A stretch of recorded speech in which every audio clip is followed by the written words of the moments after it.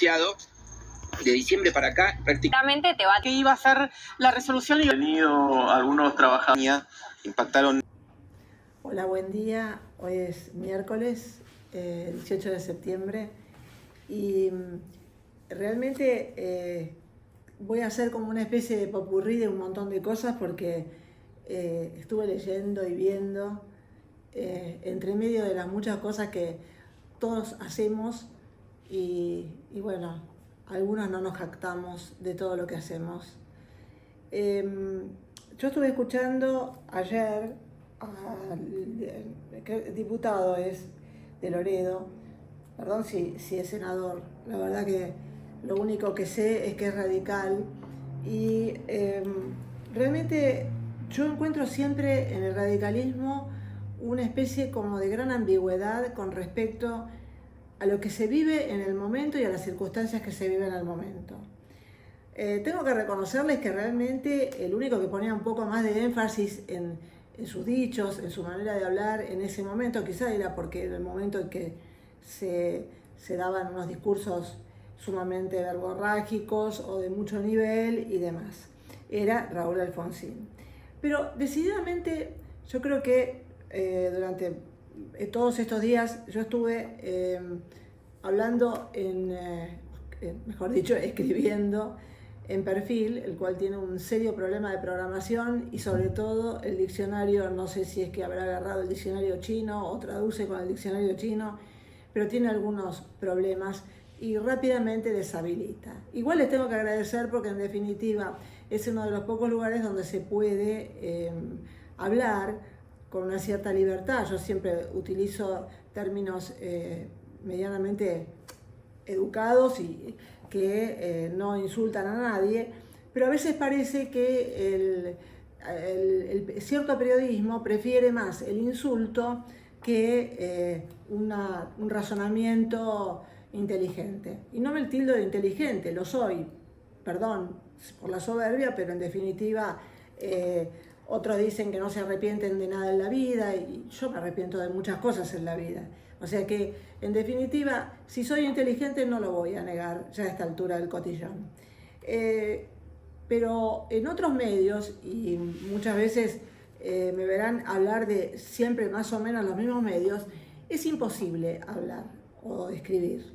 ¿Por qué? Porque es difícil utilizar una cierta lógica de objetividad cuando los que leen esos espacios, esos portales, buscan lo que se dice ahora el sesgo de confirmación y odian, porque esa sería realmente la palabra, odian que alguien vea con objetividad ciertas problemáticas y ciertas cosas y por supuesto no su fidelidad al kirchnerismo en muchos casos los hace nublarse de una necedad absoluta con respecto a lo que alguien escribe o cosas por el estilo. Entonces o bloquean o insultan o amenazan o muchas otras cosas. Luego hay otros medios que tomaron una decisión. Yo veo también muchísima publicidad del Banco Provincia, la cuenta DNI y demás. Es obvio que no van a hablar mal de Kicillof y es obvio que no van a contar los pormenores en los que está entrampado el gobernador con la expresidenta y el hijo y la cámpora y mil y una cosas más de los intendentes. Sin contar con otros que decididamente sus títulos catástrofe hay que traducirlos porque son realmente imbancables. Pero yo quería hacer antes que todo una especie de historia que yo la escribí un poco en algún que otro diario. Es el tema de la historia del radicalismo. El radicalismo históricamente, digamos, si bien mucha gente habla de Alvear y demás, hay que reconocer que era de corte conservador. No lo vamos a juzgar ahora en el siglo XXI con los derechos del trabajador y todo lo demás. Pero es cierto. Pero la gran figura que tuvo, o por lo menos de esa época, fue Hipólito Yrigoyen. Hipólito Yrigoyen era populista. fue lo que sería la precuela de Juan Domingo, que buscó y vio que ahí había un nicho. Y el nicho lo explotó muy bien después de volver de Italia, digamos, siendo ministro de guerra, y lo explotó muy bien y le salió bastante bien, porque en ese momento la Argentina era muy rica. A pesar de lo que dice Cristina, que antes la Argentina no era rica y que por eso llegó al peronismo. No, antes del peronismo estuvo el radicalismo, Cristi. Y la verdad es que, o por lo menos lo que yo entiendo como la verdad, es que no es que un populismo que era más bien livianito, porque había plata, va a cambiar a otro populismo absolutamente violento. No nos olvidemos de la quema de las iglesias, y de los del 5 por 1 no va a quedar ninguno, y que es el que le dio todo o le regaló todo a ese pueblo. No es así. Ese pueblo recibió una máquina de coser en vez de educación, recibió esa misma máquina de coser en vez de infraestructura, rutas y demás. O sea que tampoco vengamos con el tema de que el peronismo vino a salvar a los trabajadores. Eso fue toda una corriente de índole socialista que, como la Argentina fue cuna de muchísimos anarquistas italianos y de muchísima gente que estaba en esa corriente, como lo fue también en Inglaterra y demás, los derechos de los trabajadores fueron respetados más por el socialismo, que eran las leyes que promovía, que por el peronismo, que se las, bueno, digamos, las homenajeó, afanó, podría ser, no sabemos. Volvemos al radicalismo, y el radicalismo de la época, digamos, más de los 70 por ahí, tenía dos corrientes muy marcadas. Una era la derecha, con Balbín, y la otra era la izquierda, de un más joven era Ricardo Alfonsín, cuya historia a veces no está totalmente contada, y la historia personal no está totalmente contada. Bueno, en muchos casos, cuando se ha sido testigo de los testimonios dados por sus vecinos en Chascomús, no es precisamente la idea que se tiene del gran hombre, que sí fue carismático y que sí realmente vino a representar, que lo eligió el pueblo, obviamente, como una herramienta que necesitaba este pueblo después de la Guerra de Malvinas, contra nuevamente la violencia y la prepotencia del peronismo. Bueno, toda la generación nuestra recuerda, y muchos más jóvenes también pueden recordar, la quema del cajón de Herminio Iglesias. Esas dos corrientes siempre fueron una pulsión dentro del radicalismo.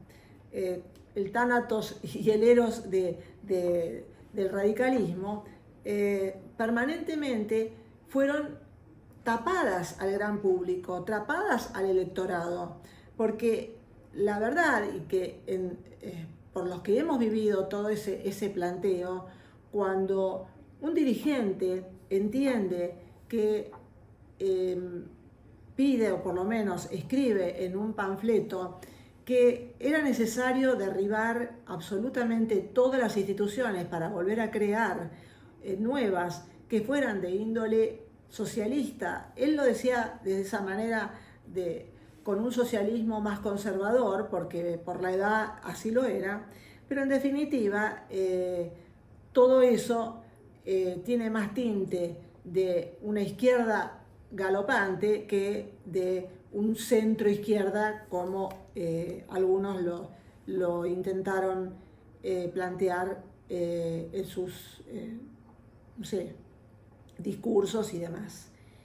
Esa ambigüedad que tuvo el radicalismo, yo creo que lo llevó a como estado de irrelevancia, porque uno escucha realmente muchas frases de gente como de Loredo, que es un hombre honesto en su manera de pensar, porque es como un Nick, él nació y se crió en el radicalismo, pero frases que no terminan de ser absolutamente esclarecedoras para la opinión pública que los puede llegar a votar. El decir que están obligados a elevar la vara institucional, y él dice claramente que hay que elevar la vara institucional, yo me pregunto si esa como especie de enfermedad de institucionalidad que tiene el radicalismo no lo lleva claramente a un estado de irrelevancia, porque, bueno, algunos quedaron muy resentidos por haber dado su apoyo a Mauricio Macri en el 2015, pero otros decididamente no es que quedaron resentidos, es que su pensamiento era de izquierda y por eso se fueron al kirchnerismo, como Moró o como tantos otros que los vemos y que no los conocemos tanto, o por lo menos yo no los conozco tanto de los nombres, pero las actitudes de un Martín Lustó son evidentemente actitudes asociadas al kirchnerismo. Bueno, Jacobiti, pensando que realmente las universidades no deben ser auditadas y sigue exigiendo más presupuesto para las universidades, es también una lógica kirchnerista. Yo me hago esta pregunta con respecto a la Universidad de Buenos Aires, a la cual fui. No es que yo fui a ninguna universidad privada y la conocí en los 70. Mi pregunta es lo siguiente. Para entrar a la UBA ahora, según el criterio de él, que es autárquico y que, bueno, no tiene por qué ser auditado por el Estado Nacional, para entrar a la UBA, ¿se necesita visa? O sea, ¿tienen una bandera? Porque, no sé, tendrían entonces que llamar a Jacobiti como embajador de la UBA en Argentina. Porque, en definitiva, no se rigen, por más autárquico que sea la institución Universidad de Buenos Aires, tiene que ir con los lineamientos de la Constitución Nacional y que exigen, además, bueno, tener las cuentas en orden y darlas a conocer. Eso es lo que yo me pregunto con respecto al tema del radicalismo, que hoy parece como una gran bolsa de gatos. Y no estoy hablando de ningún gato de los últimos semanas, sino un lugar donde un montón de gente se pelea adentro de esa bolsa, pero cuando salen hablan de principios, hablan de institucionalidad, hablan de echar a algunos diputados que han votado en contra, en favor, mejor dicho, del veto presidencial. No se entiende bien el tema de por qué lo eligieron como presidente del partido a Martín Lustó. Tampoco se entiende bien las actitudes del hermano de Manes, que son claramente kirchneristas, y tampoco ellos han sacado tweets o comunicados en donde echan a Lustó o echan al hermano de Facundo Manes. Entonces, yo no sé, a mí me parece que esta gran incoherencia en el discurso de muchos diputados radicales sobre principios, sobre maneras de ver la vida, sobre maneras de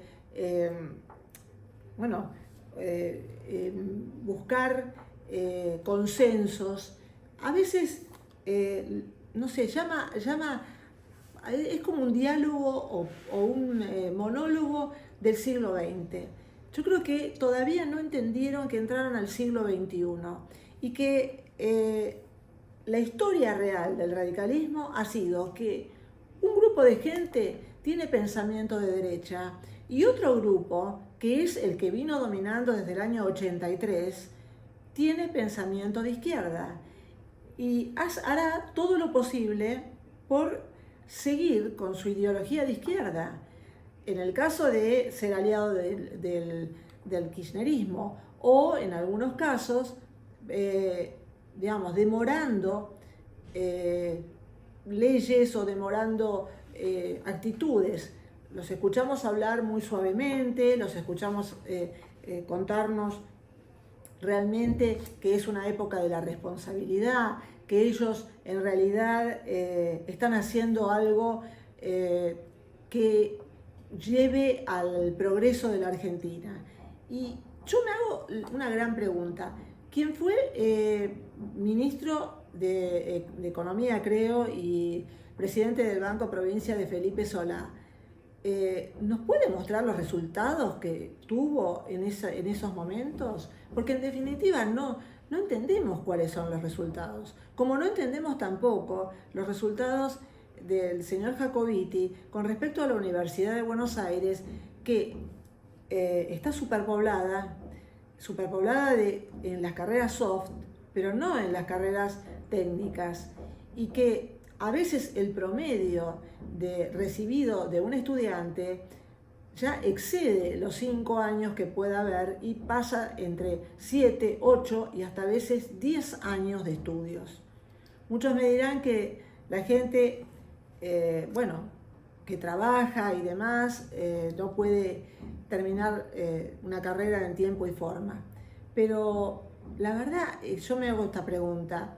Una persona que está 10 años en una facultad, ¿está realmente preparado para ejercer esa profesión en la que está estudiando? No lo puedo creer. Me parece que quizás estoy en total desacuerdo. Pero voy nuevamente al tema el no pronunciamiento de ciertos dirigentes radicales sobre personas con nombre y apellido que han cruzado el charco, lo han cruzado totalmente, y que hoy adhieren a la escuela de Tolosa, ¿sí? En contraposición, obviamente, con la escuela austríaca. Ese tema para mí es básico. Es básico para el 2025. Es básico para nosotros, los que vamos a elegir a un representante nuevamente, y que nos va a poner si hoy estamos en un lado de la historia o estamos en otro lado de la historia. Porque todo el mundo dice, bueno, está bien, las ideologías han muerto. No, las ideologías no mueren.